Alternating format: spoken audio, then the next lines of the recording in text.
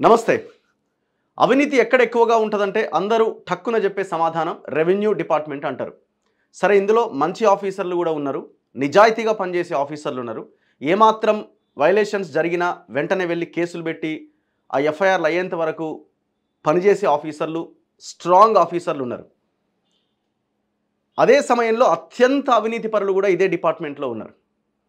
ఒక్కొక్క కలెక్టర్ దగ్గర నుంచి, ఎంఆర్ఓస్ దగ్గర నుంచి, ఆర్డీఓస్ దగ్గర నుంచి, సర్వేయర్ల దగ్గర నుంచి ఇట్లా ఆయా డిపార్ట్మెంట్స్లో, ఆయా పరిధిల్లో, వాళ్ళ పరిధిల్లో దాదాపు 100 కోట్లు సంపాదించిన అధికారులు ఉన్నారు. లాస్ట్ 10 ఇయర్స్లో ఈ వ్యవహారం చాలా పెద్ద ఎత్తున జరిగింది. ముఖ్యంగా హైదరాబాద్ ప్రాంతాల్లో ఉన్న రంగారెడ్డి జిల్లా, మేడ్చల్ మల్కాజ్గిరి జిల్లా, ఈ జిల్లాల్లో ఎక్కువ అవినీతి జరిగింది. ఎందుకంటే చుట్టూ ఉన్న భూములు వాటి మీద ఎక్కువ ఫోకస్ చేసిరు.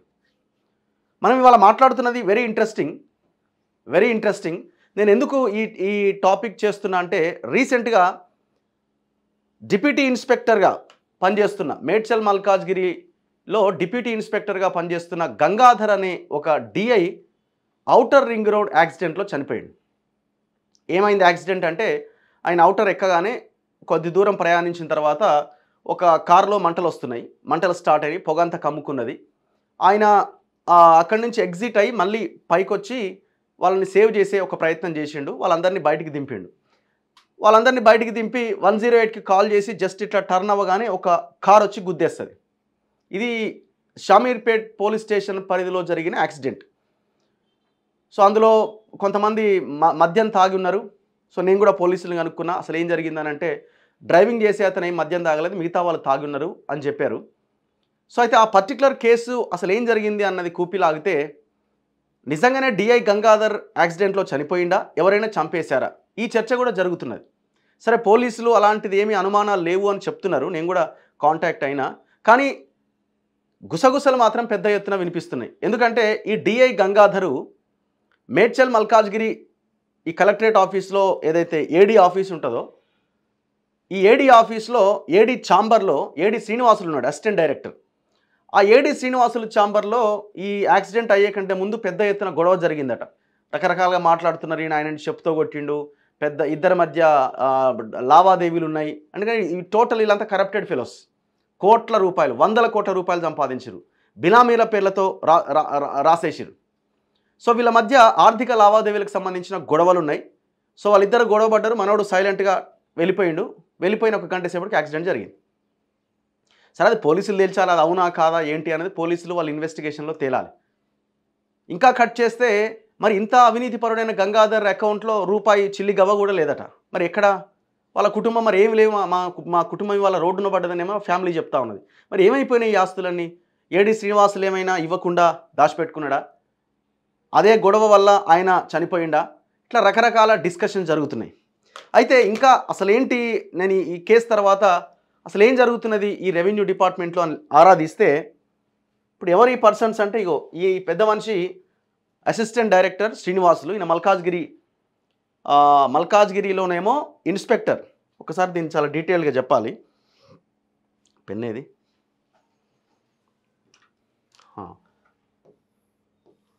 మనము ఈ ఏడీ శ్రీనివాసులు అనే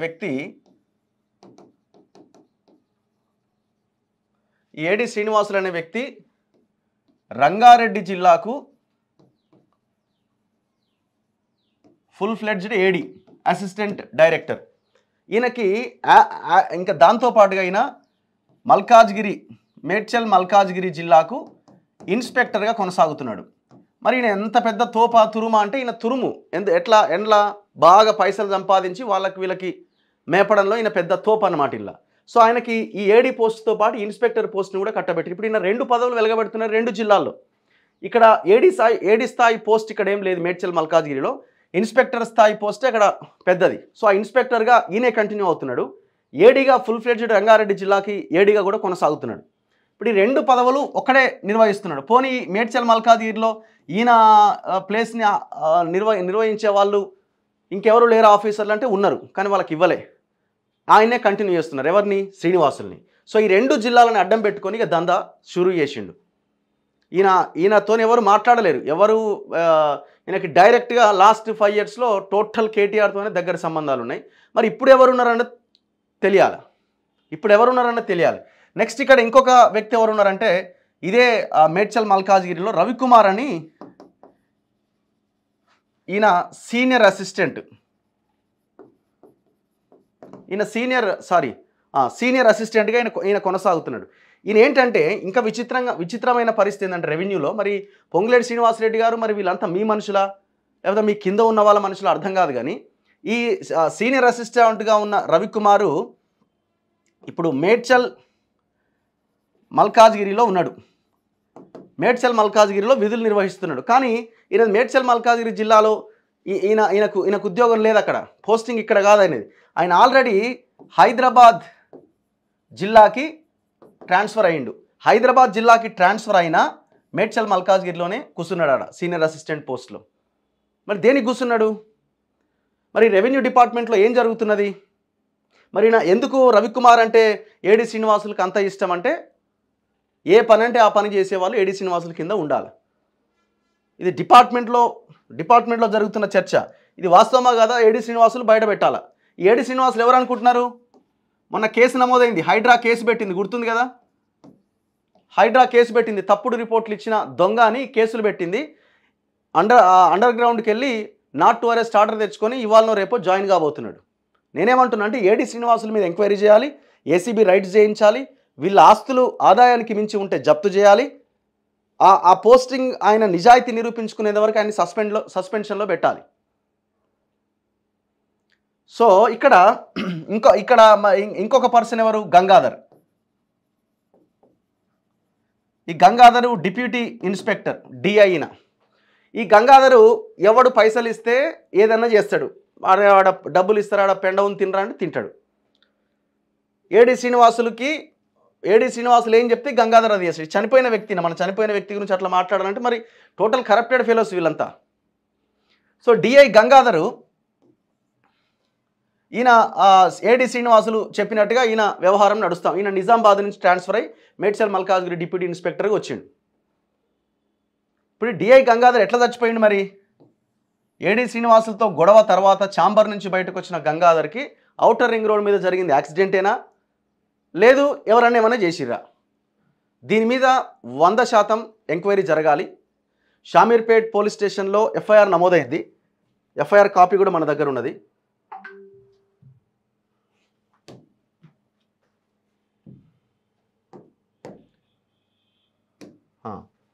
ఇది ఎఫ్ఐఆర్ నెంబర్ 398/2024.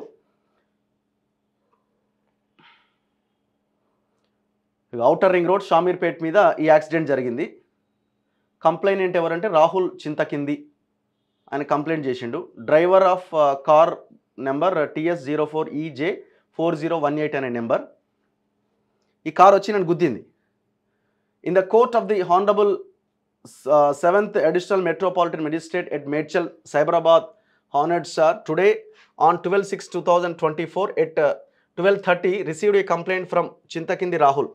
ఏం జరిగిందంటే ఇదంతా రాసుకుంటూ వచ్చారు. ఇక అక్కడ యాక్సిడెంట్ అయింది, ఫైర్ అయితే ఈయన దిగి వాళ్ళని కాపాడి కిందకి దింపగానే ఒక బండి వచ్చి ఆయన గుద్దింది. ఇదంతా ఇందులో రాసుకుంటూ వచ్చారు. కంప్లైంట్ కూడా ఉంది ఇందులో. ఇగో సో ఇది వాళ్ళు ఇచ్చిన కంప్లైంట్ అనమాట. ఇగో కార్ ఫైర్ యాక్సిడెంట్ అయి కాలిపోతుంటే అది చూసి నాన్న కారు నుంచి కిందకు దిగి ఫైర్ వారికి కాల్ చేస్తుండగా వెనకాల నుంచి వచ్చిన ఒక కారు డ్రైవర్ మద్యం మత్తులో తన వాహనాన్ని అతివేగంగా నిర్లక్ష్యంగా నడిపించుకుంటూ వచ్చి నాన్నను ఢీకొట్టడంతో నాన్న తలకి కాళ్ళకి నడుముకి తీవ్ర గాయాలైనాయట. విషయం ఏంటంటే యాక్సిడెంట్ జరిగిన గంటన్నర తర్వాత కానీ ఎవరు రాలేదని ఇంకొక చర్చ. మరి ఏం జరిగింది అసలు? ఇది ఒకవైపు అయితే ఇప్పుడు నేను అడుగుతున్నది ఏంటంటే ఇందులో ఇంకొక ప్రధానమైన అవినీతి ఆరోపణ ఏంటంటే రీసెంట్గా మీరు బాచుపల్లి బౌరంపేట దగ్గర ఏదో చెరువు ఏదో ఉండే ఎర్రకుంట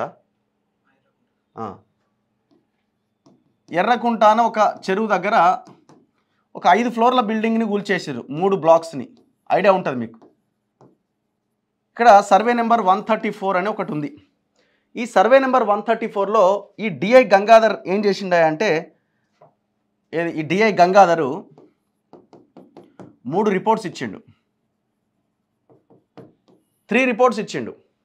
యాక్చువల్గా ఒక డిఐ ఒక రిపోర్ట్ ఇచ్చిన తర్వాత ఆ రిపోర్ట్ కనుక తప్పు అయితే ఇంకా పై స్థాయి అధికారి చేత ఏడీ చేత రిపోర్ట్ ఇప్పాలి. ఇది కూడా తప్పు అయితే ఇంకా పై స్థాయి అధికారి దగ్గరికి వెళ్ళాలి. కానీ ఇదే డిఐ 3 రిపోర్ట్స్ ఇస్తాడు, 3 రిపోర్ట్స్ ఇస్తాడు. ఎందుకంటే ఎవరికి అనుకూలంగా వాడికి ఇచ్చుకోవడమే. ఎవరికి అనుకూలంగా ఎవడు డబ్బులు ఇస్తే వాళ్ళ కోసం ఆ సర్వే చేయాలా, వాడికి అనుకూలమైన సర్వే రిపోర్ట్ ఇచ్చేయాలి. ఇప్పుడు చెరువు ఉంది, ఇక్కడ చెరువు లేకుండా చేయాలి, చేద్దాం, పైసలు ఇస్తే ఏదైనా నడుస్తుంది. ఇట్లా వందల కోట్ల రూపాయలు వీళ్ళు వెనకేసుకున్నారు ఈ బ్యాచ్ అంతా కలిసి. స్టిల్ ఈనాటికి కూడా వీళ్ళంతా అదే పోస్టింగ్లో ఉన్నారు. ఇది మూడు రిపోర్ట్లు ఇచ్చింది. ఈ రిపోర్ట్ తప్పుడు రిపోర్ట్ ఇచ్చిరనే ఏడీ మొన్న హైడ్రా కేసు పెట్టింది. ఎవరి కోసం తప్పుడు రిపోర్ట్ ఇచ్చిరు? ఇక్కడ ఈ 134 చెరువులో సర్వే నెంబర్లో అక్కడ చెరువు ఉన్నదనమాట. ఆ చెరువులోంచి లహరి అనే ఒక లేఅవుట్ ఉంది, లహరి లేఅవుట్. ఇది ఎక్కడ? బాచుపల్లి భవనపేట దగ్గర ఈ లహరి లేఅవుట్ అని ఉంది. ఈ లహరి లేఅవుట్కి రోడ్ లేదు. కరోనా టైంలో మంచిగా సమయం చూసుకొని రోడ్ వేసి పడేసారు, చెరువుల నుంచే రోడ్ వేసారు. కాకపోతే అక్కడ వాటర్ లేవు, కానీ చెరువు భాగం, చెరువు FTL నుంచి లోపలికి రోడ్ వేసారు. దీనికోసం ఈ లహరి లేఅవుట్ నుంచి వందల కోట్ల రూపాయలు తీసుకున్నారన్నది ఒక ఆరోపణ ఉన్నది, ఎలిగేషన్ ఉన్నది. ఇప్పుడు మనం వెళ్ళినా ఆ రోడ్ అట్లనే ఉన్నది. ఆ రోడ్డు రోడ్డుకి చుట్టుపక్కల లోకల్ లీడర్లకు సంబంధించిన ఇండ్లు ఉన్నాయి, అవి గులగొట్టలే, పక్కన ఉన్న వేరే వాటిని గులగొట్టిన మన హైడ్రా. విషయం అంతా బయటికి రాగానే మొత్తం తప్పుడు రిపోర్ట్లు ఇచ్చారని తేలడంతో ఈ ఏడీ మీద కేసు పెట్టారు. చూడండి ఎంత భయంకరమైన విషయము. ఇప్పుడు పాయింట్ ఏంటంటే, మరి ఇక్కడ ఈ చావుకి ఎందుకు చంపాలనుకుంటారు ఒకవేళ అదే నిజమైతే అని అంటే, ఇప్పుడు మొత్తం దందా చేసినంత గంగాధర్. ఇప్పుడు ఈ సర్వేలు చేసినప్పుడు కూడా సంతకం ఏమో డిఐ సంతకం ఉంటుంది, కానీ ఇక్కడ ఏడీ శ్రీనివాసులు కూడా ఎంటర్ అవుతాడు, ఫిజికల్గా ఫీల్డ్లో ఉంటాడు, కానీ ఈయన సంతకం పెట్టాడు. ఇదే బాచుపల్లి 134 సర్వే నెంబర్ అక్కడ ఆ సర్వే చేసినప్పుడు, ఆ చెరువులో సర్వే చేసినప్పుడు కూడా ఏడీ అక్కడ ఉన్నాడు రెండో సర్వేకి, కానీ ఆయన సంతకం పెట్టలే. ఏం చేసిండు? మొత్తం గంగాధర్ మీద నూకిరు. ఇక వీడే ఉన్నాడు, వాడే చేసిండు, అంతా వాడే. మనం ఫోన్ చేసే వాడు పెద్ద దొంగ అంటాడు. సో ఇప్పుడు మరి మొత్తం వీడి చేతిలో ఉంది కదా, అందుకే వీళ్ళు లేపేసిర్రా అన్నది ఒక చర్చ. అందుకే ఎంక్వైరీ జరగాలి దీని మీద. మనం ఏం జరగలేదు అని అనుకోవడానికి కూడా ఇదేం లేదు, ఆశ్చర్యం ఏం లేదు, ఏదైనా జరగవచ్చు. నేనేమంటున్నా అంటే, నా పాయింట్ ఏంటంటే, మరి ఇంత కరప్టెడ్ ఆఫీసర్స్ వీళ్ళు ఆ పొజిషన్లో ఎట్లుంటారు? అండ్ వీళ్ళు ఇంతే కాదు, ఇంకా భయంకరమైన విషయం ఏంటంటే, వీడు ఒక MRO ఉంటాడు గౌతమ్ అని. ఇప్పుడు మొయినాబాద్లో ఉన్నాడు అనుకుంటా, MRO గౌతమ్ గతంలో ఉప్పల్లో ఉండే. ఈ ఉప్పల్లో 789 అన్న ఒక సర్వే నెంబర్ ఉన్నది, సర్వే నెంబర్ 789. ఈ సర్వే నెంబర్ 789 గవర్నమెంట్ ల్యాండ్ నిషేధిత జాబితాలో ఉన్న భూమిని బయటికి తీసుకొచ్చి రిజిస్ట్రేషన్ పట్టా చేసి పడేసారు. వాన్ అయ్య జాగిర్ అన్నట్టు. దీని మీద FIR అయింది, కథం అంతా గప్చుప్ ఎక్కడిదక్కడ అయిపోయింది. సర్వే నెంబర్ 789 ఉప్పల్లో దాదాపు 8 ఎకరాల భూమి, 8 ఎకరాలు ఉప్పల్ నడి బొడ్డున దాదాపు 100 కోట్లు ఉంటుంది భూమి, 800 కోట్లు. ఇది ఆ బ్యాచ్, ఇది ఉప్పల్ MROగా పనిచేసిండు. అండ్ రీసెంట్గా నాకు ఒక కంప్లైంట్ వచ్చింది, పల్లవి DBR అని. ఇది కూడా నాగోల్లో ఒక వెంచరు, 10 ఎకరాల government land, 10 acres govt land. ఇందులో పెద్ద ఎత్తున టవర్లు వచ్చేసినాయి. విషయం ఏంటి అంటే, ఇది ఒక స్వాతంత్ర సమర యోధుడికి సంబంధించిన భూమి. ఆయనకు ఎవరు లేకపోతే వీళ్ళు ఎవరైతే దీన్ని స్టార్ట్ చేసిరో వీళ్ళు ఏం చేశారంటే, ఈ భూమి ఎవరిది అనేది కనిపెట్టి ఆయన చనిపోతే ఈయన ఈ స్వాతంత్ర సమరయోధుడు మాకు ఎప్పుడో వీలునామా రాసిచ్చిండి ఈ భూమి మీకే అని ఆయన ఒకటి తయారు చేసి లోకల్గా ఉన్న సర్పంచ్ చేత ఆయన చనిపోయిన మరణ ధృవీకరణ పత్రం తీసుకున్నారు. ఏమైనా సర్పంచ్ మరణ ధృవీకరణ పత్రం ఇస్తాడా? పంచాయత్ సెక్రటరీ ఇస్తాడు, MRO ఇస్తాడు, RDO వాళ్ళు అధికారులు ఇవ్వాలి. 3 ఇయర్సో 3 మంత్సో దాటితే RDO స్థాయి అధికారి ఆ మరణ ధృవీకరణ పత్రం ఇవ్వాలి, డెత్ సర్టిఫికేట్ ఇవ్వాలి. కానీ సర్పంచ్ డెత్ సర్టిఫికేట్ ఇస్తాడు. మేము సర్పంచ్తో మాట్లాడినాం, ఏంది ఇది ఎట్నుంచి వచ్చిందని అంటే, ఏమో వాళ్ళు వచ్చిర్రు రాసుకున్నారు పోయారు. విషయం ఏంటంటే సంతకాలు ఫోర్జరీ చేసిరు, మొత్తం డాక్యుమెంట్ అంతా ఫోర్జరీ, పెద్ద బిల్డింగ్లు వచ్చేసినాయి. ఇప్పుడు మరి అలా కొన్నోళ్ళు ఏమైపోవాలా? పాయింట్ ఏంటంటే దీని మీద ఎఫ్ఐఆర్ కూడా నమోదైంది, కేసు కూడా ఉన్నది. అన్ని పోయినాయి, అన్ని ఎన్ఓసీలు వచ్చేసినాయి, కట్టేసుకున్నారు, అయిపోయింది. ఈ మొత్తం వ్యవహారాల్లో ఈ ఏడి శ్రీనివాసులు ఉంటాడు.